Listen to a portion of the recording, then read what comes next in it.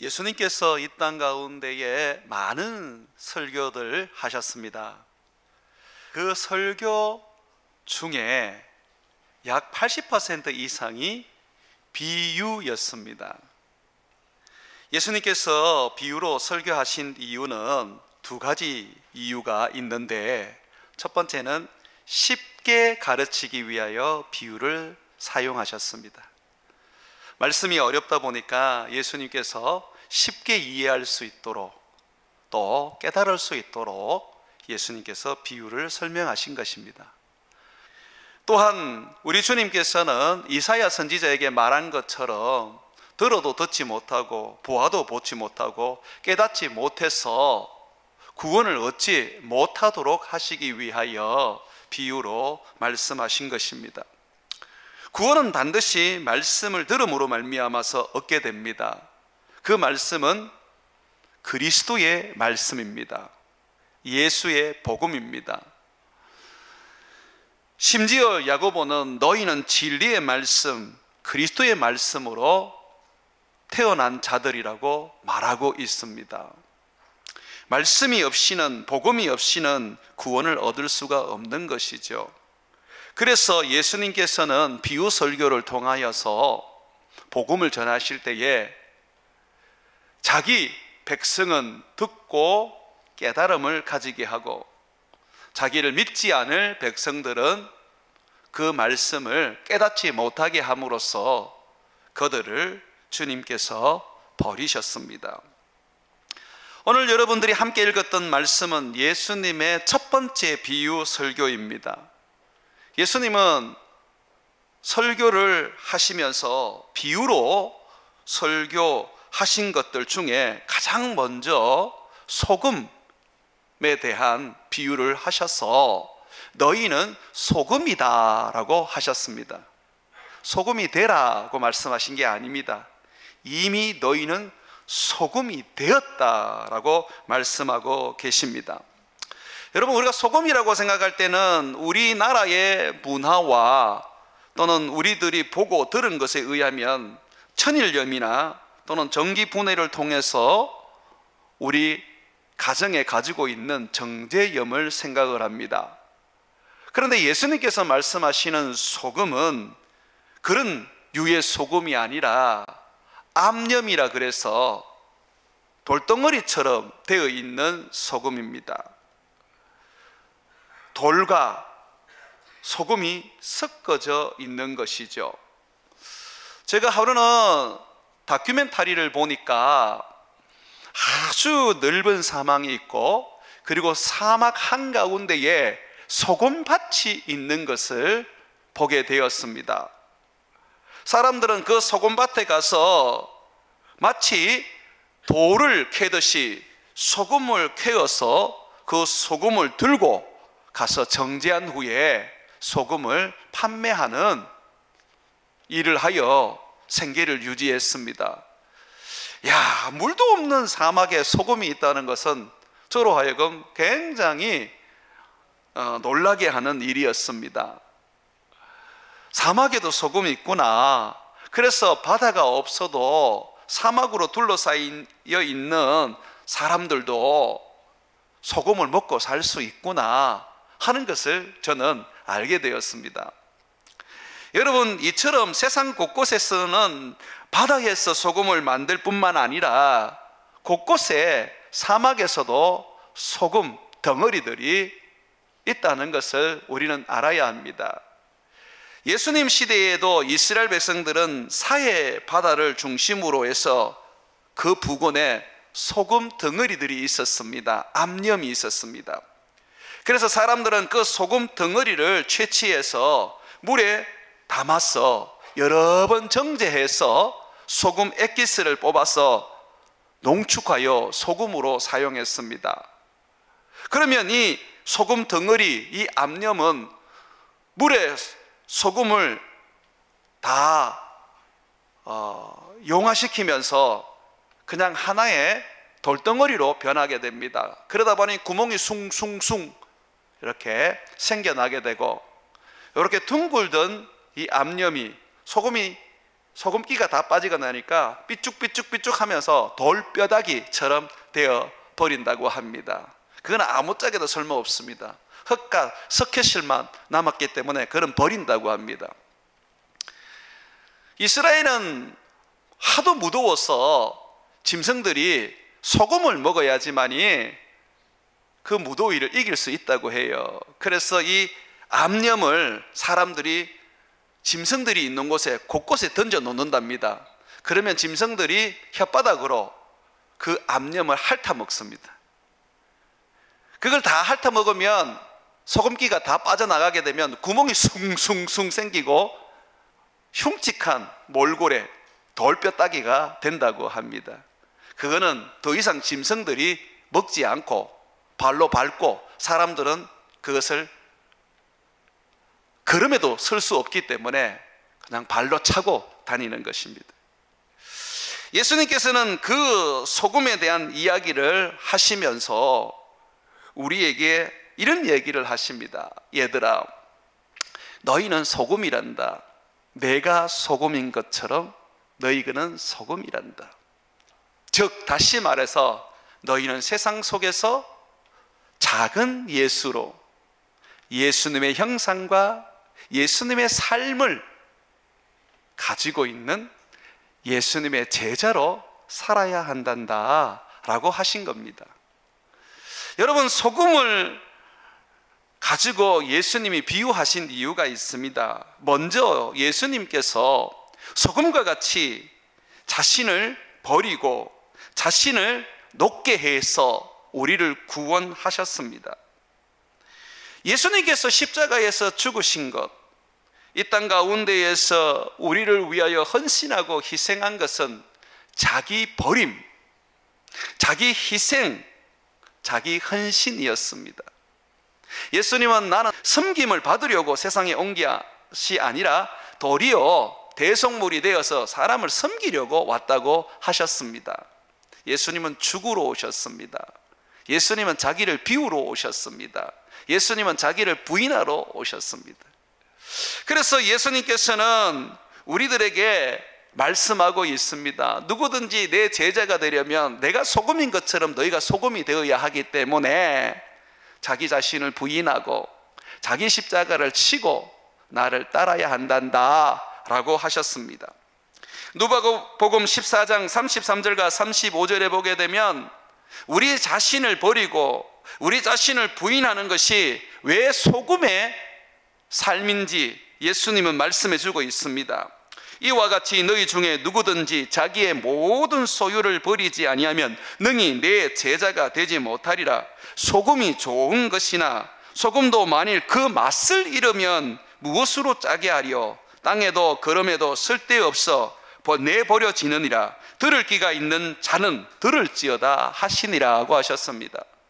자기를 부인하고 자기 소유를 버리고 자기의 부모와 자기의 자녀와 자기의 모든 것을 버리고 십자가 지고 주님을 따르는 것, 그것이 바로 소금으로서 살아가는 인생이라고 말합니다. 우리는 우리 인생을 소금과 같이 버려야 합니다.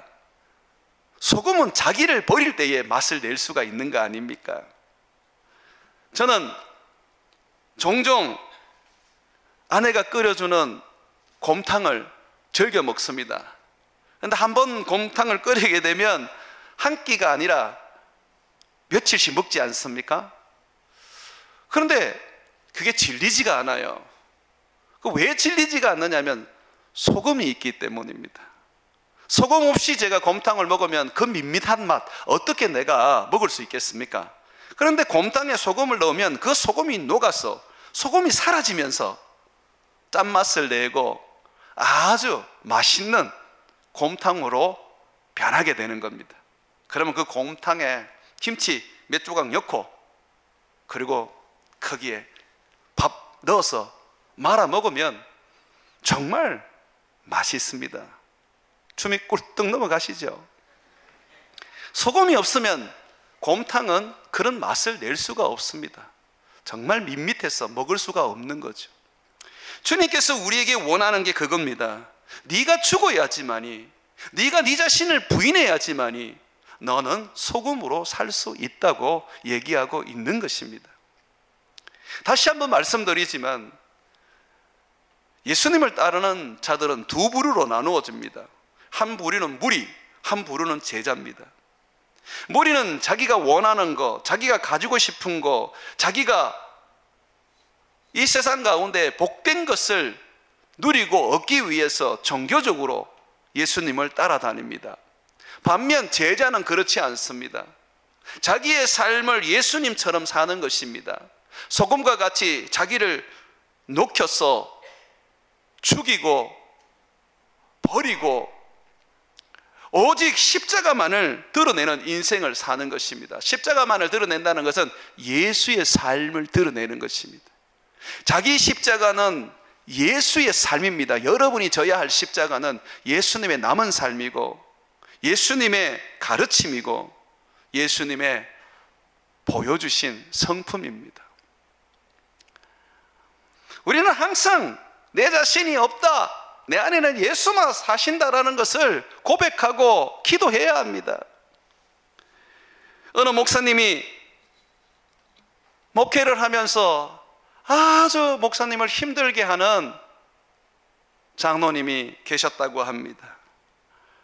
그 장로님이 너무너무 목사님을 힘들게 하니까 자기도 사람인지라 미워하게 되고 기도할 때 자기도 모르게 저주하게 되더라는 겁니다.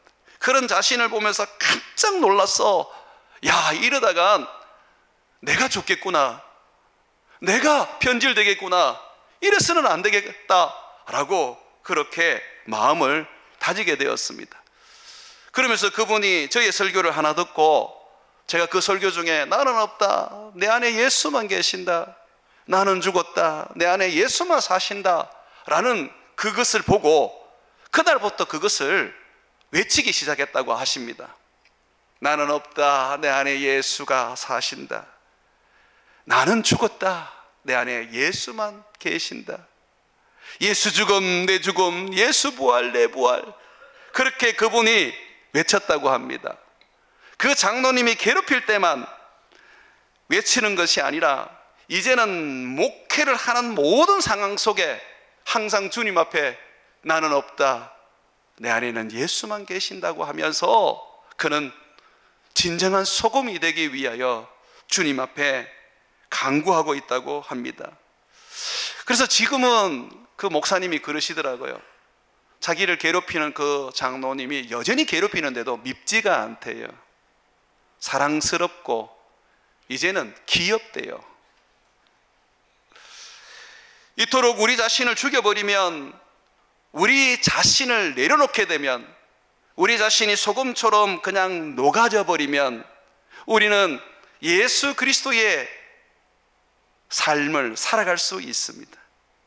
용서하고 사랑하고 이해하고 축복하며 살아갈 수가 있습니다.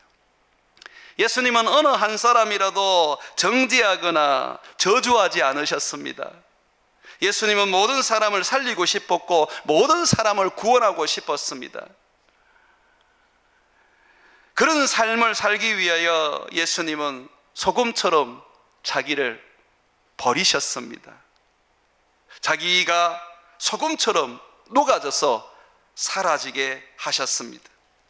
예수님은 우리에게 그러한 삶을 살아라고, 너희는 소금이라고 하셨습니다. 소금 덩어리가 국에 그대로 남아 있으면 못 먹습니다. 국을. 소금은 녹아서 없어지는 거죠. 예수를 믿으면서 우리의 가정을 살리고 우리의 직장을 살리고 우리의 교회를 살리는 방법은 내가 녹아서 사라지는 겁니다. 나 하나 죽으면 나 하나 자존심과 그리고 내가 가지고 있는 전통을 버리게 되면 교회는 살고 내 직장은 살게 됩니다. 사랑하는 여러분, 성경을 우리가 보게 되면 이 성경에는 소금의 맛이 어떤 역할을 해야 하는지 말해주고 있습니다. 저는 성경을 통해서 소금의 맛, 그것이 우리가 구체적으로 어떻게 살아야 하는지를 한번 찾아보았습니다. 첫 번째는 우리가 소금이라면 맛을 잃지 알아야 되는데, 그 맛은 바로 사람들과 화목하게 하는 삶을 살아야 합니다. 마가복음 9장 50절에 보게 되면 소금은 좋은 것이로되 만일 소금이 그 맛을 잃으면 무엇으로 짜게 하려 너희 속에 소금을 두고 서로 화목하라 하셨습니다. 화목하라는 것은 화평하라, 평화롭게 지내라 라는 말입니다. 사이좋게 지내고 다투지 않고 사랑하며 서로를 섬기며 살아라는 것입니다. 이스라엘 백성들은 인사를 만나는 사람마다 살롬, 살롬 그렇게 얘기를 합니다. 그게 뭡니까? 평화, 화목, 화평이라는 의미입니다. 이스라엘 백성들에게 있어서 가장 원하는 소망을 인사에 담았는데, 우리 평화롭게 지냅시다, 우리 화목하게 지냅시다 하는 인사입니다. 그런데 아이러니하게도 이 사람들은 팔레스타인에서, 중동에서 화목하며 살지 못합니다. 가자 지구에 있는 사람들을 그들은 전쟁에서 원수로 만들고, 또 인근에 있는 이슬람 사람들과 전쟁에서 원수가 되게 합니다. 이번에 이스라엘 전쟁으로 인하여 얼마나 많은 사람들이 죽었는지 모릅니다. 아름답기로 이름난 레바논이라는 그 도시는 완전히 정말 다 무너져 버렸습니다. 이게 무슨 쌀놈입니까? 제가 볼 때는 죽을 놈입니다. 제가 생각하는 화목은 예수님께서 우리에게 보여주는 화목을 가져야 합니다. 예수님께서는 십자가에 못 박혀 죽으심으로써 하나님과 우리를 화목하게 하셨고, 사람과 사람 관계를 화목하게 하셨습니다. 그래서 예수님은 스스로를 가르쳐서 화목제물이라고 하셨습니다. 십자가에서 죽음은 화목제물이 되기 위한 거였습니다. 요한일서 2장 2절에 보게 되면 그는 우리 죄를 위한 화목제물이니 우리만 위할 뿐 아니라 온 세상의 죄를 위하심이라고 하였습니다. 십자가에서 죽으심은 하나님과 우리를 화목하게 하고 사람과 사람 관계를 화목하게 합니다. 십자가의 죽으심은 정치적인 이념이 달라도 화목하게 하고, 십자가의 죽음은 언어와 인종이 달라도 화목하게 하는 것입니다. 그러면 그리스도인의 삶은 화목하게 해야 합니다. 어느 한쪽에 치우쳐서 다투고 원수 맺는 것은 소금의 삶이 아닙니다. 나를 녹여서 나를 십자가에 못 박아서 예수님처럼 화목하게 만들어야 하는 것입니다. 성경은 하나님의 아들은 화목케 하는 자라고 가르치고 있습니다. 영어로 피스메이커라고 하는데, 이 피스메이커는 하나님의 아들로 불리웁니다. 다르게 말하면 하나님의 아들은 반드시 피스메이커가 되어야 된다는 것이죠. 예수님께서는 산상수훈의 말씀에서 팔복을 먼저 우리들에게 가르치셨는데, 그 팔복 중에 하나가 바로 이겁니다. 화평케 하는 자는 복이 있나니 하나님의 아들이라 일컬음을 받을 것이라고 하셨습니다. 내가 하나님으로 말미암아 구원을 얻어서 하나님의 자녀가 되었다면 화목해야 합니다. 화목하게 만들어야 합니다. 내 가정에서나 내 직장에서나 내가 속한 나라에서나 세계 열방 모든 곳에서 내가 있으면 평화의 사자가 되어서 평화가 생겨나야 합니다. 내가 있는 곳에 끊임없는 트러블이 생기고, 내가 있는 곳에 끊임없이 사람들이 원수가 되고, 내가 있는 곳에 사람들이 서로 나누어진다면 하나님의 아들이 아닙니다. 우리는 분열하기 위하여 이 땅에 존재하는 것이 아니라 화목하기 위하여 이 땅에 존재하는 것입니다. 우리 교회 장로님 중에 한 분이 기업을 하시는 데에 하루는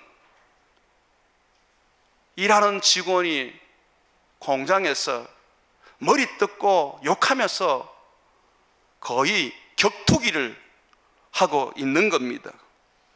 그것도 여직원 2명이요. 외국인이라서 또 젊다 보니까 싸움이 얼마나 격렬한지 남자들이 그 가까이 가서 말리지를 못하는 거예요.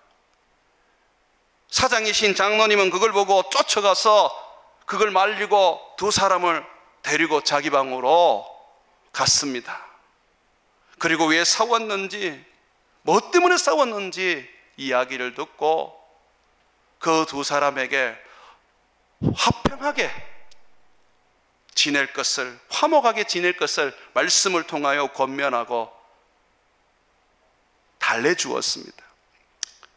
격한 마음이 서서히 가라앉으면서 2 사람들은 서로 싸웠던 것이 부끄러웠습니다. 장로님은 그때에 기회다 싶어서 서로 안아줘라, 서로 등 두드려줘라, 그러면서 주님이 2 사람에게 서로 포옹할 것을 요구했습니다. 그 순간 2 사람은 서로 포옹하면서 엉엉 울면서 대성통곡하면서 자기들의 잘못을 뉘우치고 화목하게 되었습니다. 제가 그 얘기를 들으면서 곰곰이 한번 생각해 봤어요. 내가 사장이라면 어떻게 했을까? 여러분이 사장이었으면 어떻게 했을까요?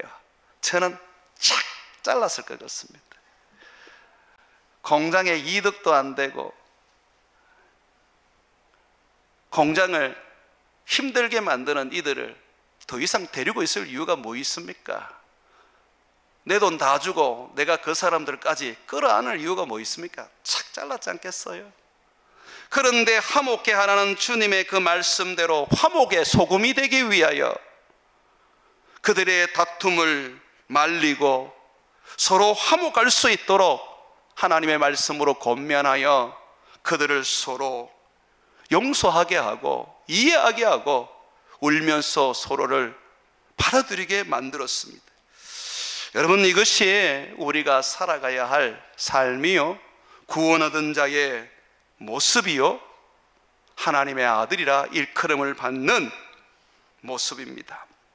자, 이렇게 우리가 화목의 소금이 되기 위해서는 가정에서나 직장에서나 사회에서 화목의 소금이 되기 위해서는 가장 중요한 것은 은혜의 말을 해야 합니다. 예수님은 바울을 통하여 이 은혜의 말이 또한 소금의 역할이라고 가르치셨습니다. 골로새서 4장 6절에 보게 되면 너희 말을 항상 은혜 가운데서 소금으로 맛을 냄과 같이 하라. 그리하면 각 사람에게 마땅히 대답할 것을 알리라. 말을 할 때 너 하고 싶은 대로 말하고, 네가 마음에 느끼는 대로 말하고, 네가 가지고 있는 지금 지식으로 말하고, 또는 네 감정으로 말해서는 안 된다고 가르치고 있습니다. 은혜의 말을 하라는 겁니다. 여러분, 은혜의 말은 뭐냐면, 은혜는 예수님이기 때문에 예수님의 말을 하라는 겁니다. 예수님이 우리에게 가르치는 대로, 예수님이 우리에게 보여주시는 대로 말하라는 겁니다. 소금은 예수님입니다. 내가 소금이 되었다는 것은 작은 예수로 살아야 합니다. 작은 예수는 말에 있어서 은혜로워야 합니다. 우리 주님의 말에는 늘 은혜와 성령과 능력이 나오셨습니다. 에베소서 4장 29절에 보게 되면 무릇 더러운 말은 너희 입 밖에도 내지 말고 오직 덕을 세우는데 소용되는 대로 선한 말을 하여 듣는 자에게 은혜를 끼치게 하라고 말씀하고 있습니다. 그냥 내 생긴 대로 그냥 내 배운 대로 말하는 게 아니라는 겁니다. 그것은 세상적인 사람들이 살아가는 방법입니다. 우리는 우리 자신을 절제하고 우리 자신을 정제해서 소금의 맛을 낼 수 있는 은혜로운 말을 하라는 겁니다. 부부 싸움이 뭐 때문에 크게 일어납니까? 여러 가지 이유들이 있지만 가장 큰 이유가 말이지 않습니까? 어떻게 하면 상대방을 내가 가슴 아프게 말을 할까? 그걸 생각하면서 부부 싸움을 하기 때문에 결국은 말 때문에 고통당하고 말 때문에 원수되고 말 때문에 갈라지는 것입니다. 그래서 부부 싸움할 때는 앞으로 입을 꼭 다물고 싸움을 하십시오. 그럼 입을 꼭 다물고 어떻게 싸움합니까? 뒷짐을 지고 입을 꼭 다물고 이렇게 하시면 됩니다.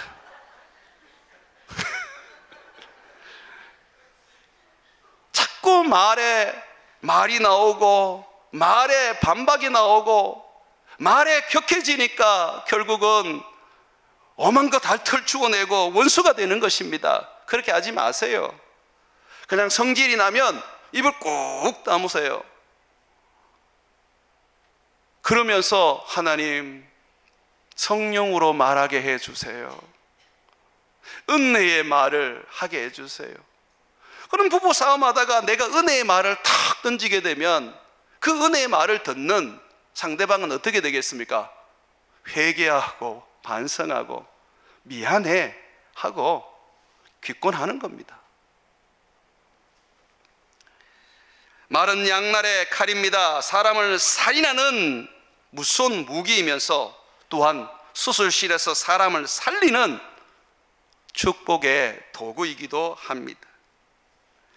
은혜의 말을 하려면 여러분 마음에 예수님의 복음이 가득해야 합니다. 예수로 충만해야 합니다. 그럴 때 우리는 내 안에 있는 이 예수로 말미암아 그냥 툭툭 은혜의 말이 나오는 것이죠. 여러분들이 하루 동안 무슨 말을 가장 많이 하는지 한번 돌아보십시오. 그게 지금 여러분을 지배하는 겁니다. 예수로 가득한 사람은 예수의 말이 나올 수밖에 없고, 성경이 가득한 사람은 성경의 말이 나올 수밖에 없고, 돈이 가득한 사람은 돈이 나올 수밖에 없는 것이고, 미움이 가득한 사람은 미움, 불평, 원망만 나오게 되는 것이죠. 우리는 예수님처럼 화목제물입니다. 우리는 화목의 소금입니다. 그래서 우리는 은혜로운 말을 통하여서 사람들에게 화목하게 만드는 하나님의 아들이 되어야 합니다. 또 이 소금을 보니까 성경에는 거룩하게 만드는 소금이라고 말하고 있습니다. 성결의 소금이에요.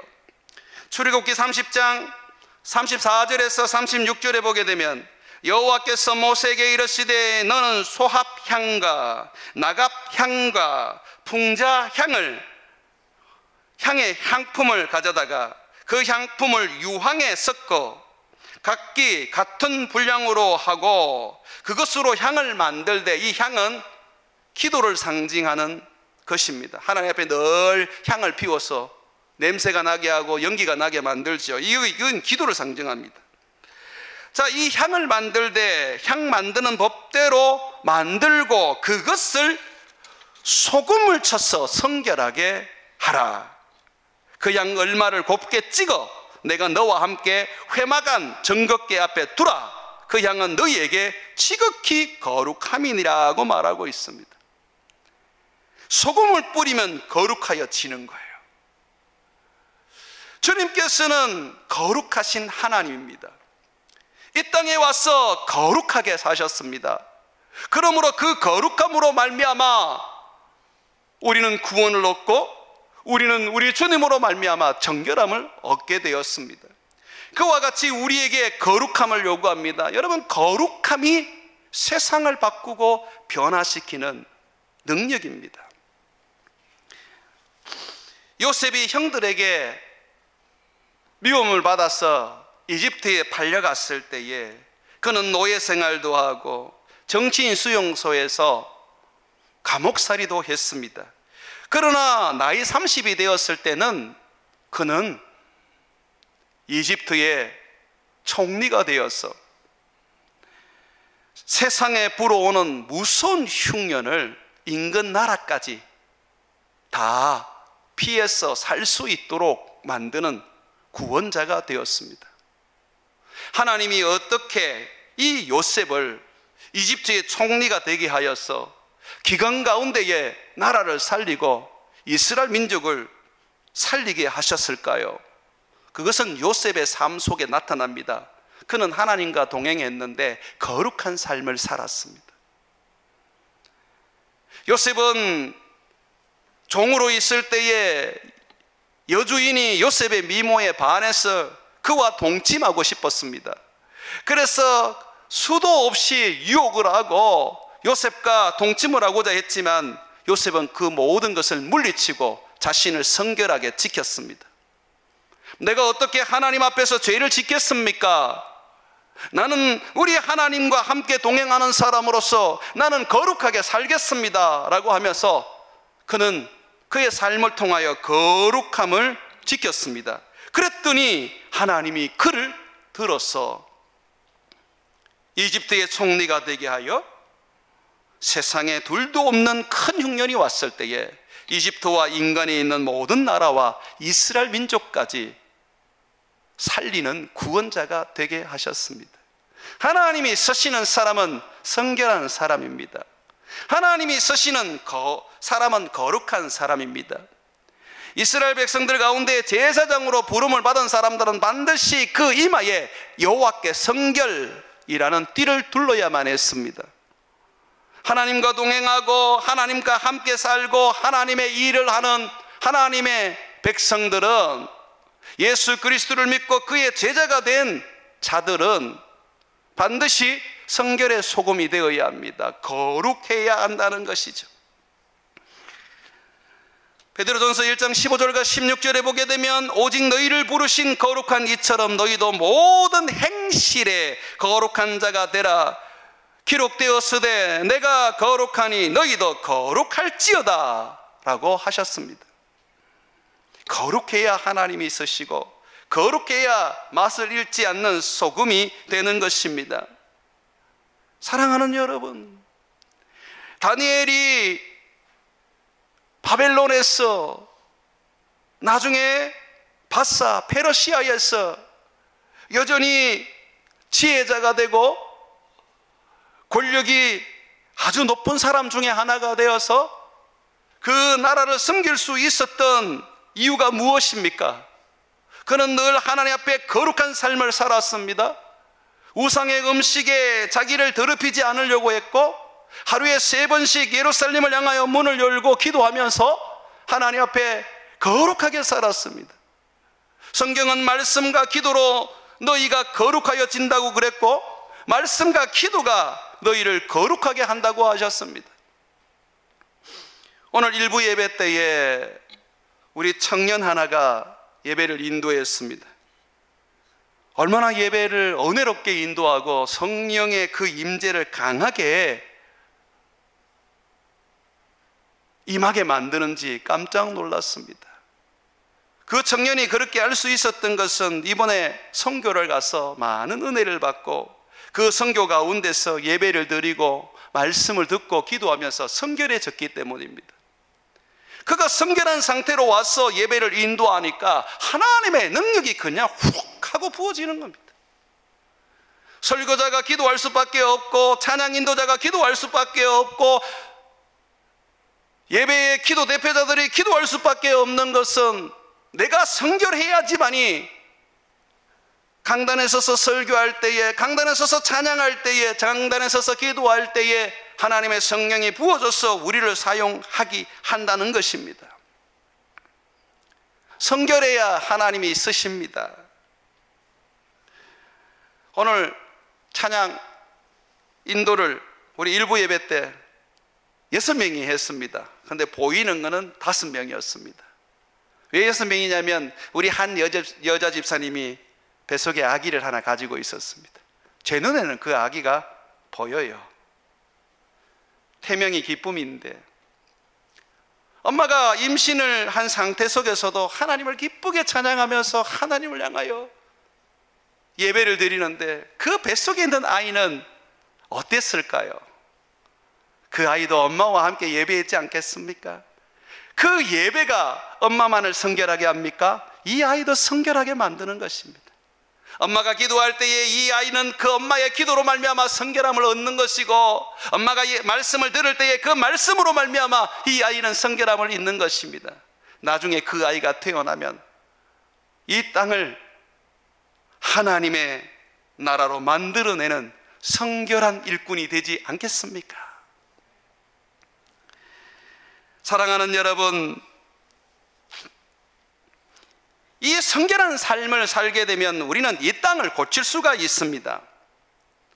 하루는 어느 성읍에 엘리사가 들어갔는데 사람들이 엘리사에게 나와서 자기들이 먹는 물, 그 물이 병들었다고 고쳐달라고 예언을 했습니다. 성읍 위치는 너무 좋은데 보니까 물이 아주 나빠서 사람들이 그 물을 먹고 병도 많이 걸리고, 또 그 물을 먹는 나무와 채소들은 제대로 열매를 맺지도 못하고 자라지도 못하고 있었습니다. 그래서 이 엘리사가 이 물을 고치기 위하여 요구한 것이 있는데 그게 바로 소금이었습니다. 소금을 가져와라. 새 그릇에 소금을 담아서 내게 가지고 와라. 엘리사는 그 소금을 받아서 그 병든 물에 사람들이 먹고 나무들이 먹고 병들어가는 그 물에 던져버렸습니다. 그리고 고쳤습니다. 소금이 성결의 능력이 있었기 때문에 엘리사는 그 소금을 이용해서 하나님께 고쳐달라고 간구했던 것이죠.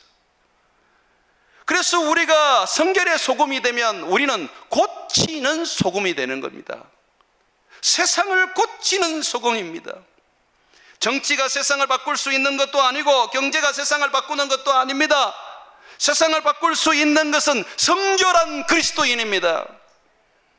내가 주님 앞에 거룩한 삶을 사는 것입니다. 요셉처럼 하나님을 두려워하고 하나님 앞에 범죄하지 아니하고 성령을 따라 사는 사람입니다. 거룩이라는 것은 하나님의 성품이고 하나님이 계신 곳에 나타나는 능력입니다. 그러면 내가 거룩의 소금이 된다는 것은 하나님이 내게 임하신다는 것입니다.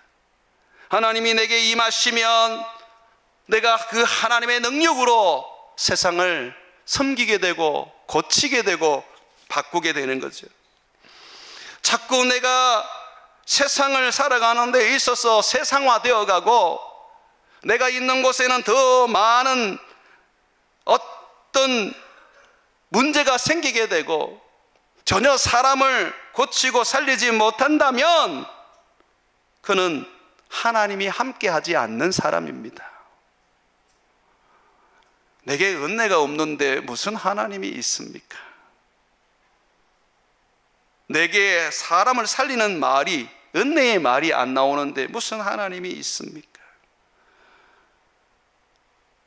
기도하면 기도의 응답이 이루어져야 하고 사람을 만나면 그 사람들이 내 말을 듣고 행복해야 되는데 그렇지 않다면 내가 어찌 소금의 삶을 산다고 말할 수 있겠습니까? 또한 성경에 보게 되면 이 소금은 하나님의 약속을 확증시키는 역할을 했습니다. 레위기 2장 13절에 보게 되면 내 모든 소재물에 소금을 치라. 내 하나님의 언약의 소금을 내 소재에 빼지 못할지니 내 모든 예물에 소금을 드릴지라고 했습니다. 소금은 언약을 말합니다. 주님이 가령 내가 너를 축복하겠다라고 한다면 그 축복을 확정시키기 위해서 소금을 뿌리는 겁니다. 다윗에게 너와 내 자손에게 영원한 나라를 주겠다 하셨는데 그것을 가르쳐서 소금 언약이라고 하나님이 말씀하셨습니다. 그러면 내가 소금이라면 내가 있는 곳에 하나님의 축복이 있고 내가 있는 곳에 하나님의 능력이 있고 내가 있는 곳에 하나님의 약속이 있는 것입니다. 아브라함은 소금의 삶을 살았습니다. 한 번도 가보지 못했던 가나안 땅에 하나님은 아브라함을 보내면서 말씀하셨습니다. 내가 너에게 보여줄 가나안 땅으로 들어가거라. 너는 거기에서 큰 민족을 이루고 내가 너에게 복을 주어서 내 이름을 창대하게 할 것이다. 모든 족속이 너로 말미암아 복을 받을 것이고 너를 저주하는 자는 내가 저주할 것이다. 너는 복의 근원이 될 것이다 라고 하셨습니다. 아브라함은 그 약속을 붙잡고 가나안 땅에 들어갔고, 정말 그 가나안 땅은 하나님의 약속대로 이스라엘 백성들의 거룩한 나라가 되었습니다. 내가 아브라함과 같은 삶을 산다면 언약의 소금이어야 합니다. 내가 있는 곳에 하나님의 축복이 있고, 내가 있는 곳에 하나님의 구원이 있고, 내가 있는 곳에 하나님의 능력이 있고, 내가 있는 곳에 하나님의 권세가 있어야 한다는 것이죠. 주님은 우리를 부르셨을 때에 그냥 우리를 부르지 않습니다. 우리에게 약속을 주십니다. 바울에게는 이런 약속을 주셨지요.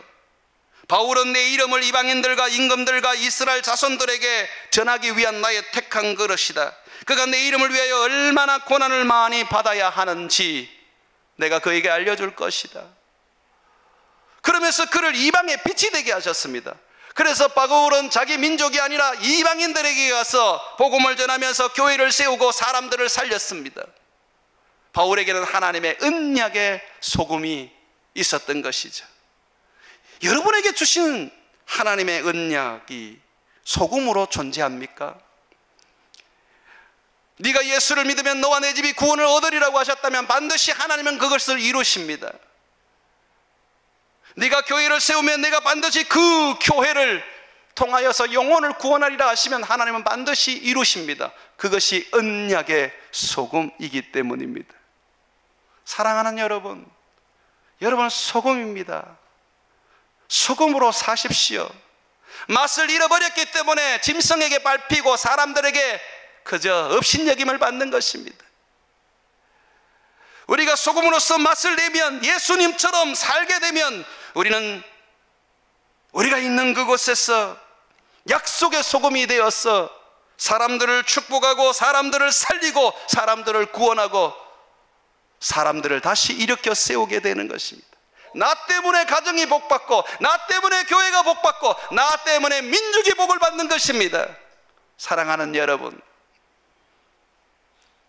예수님처럼 자신을 십자가에 못 박고 부인하고 예수 그리스도의 삶을 따라 사는 소금이 되십시오. 자기가 녹지 않으면, 자기를 비우지 않으면 소금이 될 수 없다는 것을 기억하고 우리의 소금이신 예수님의 그 십자가의 길을 저와 여러분들이 따라가시기를 주의 이름으로 축원을 드립니다.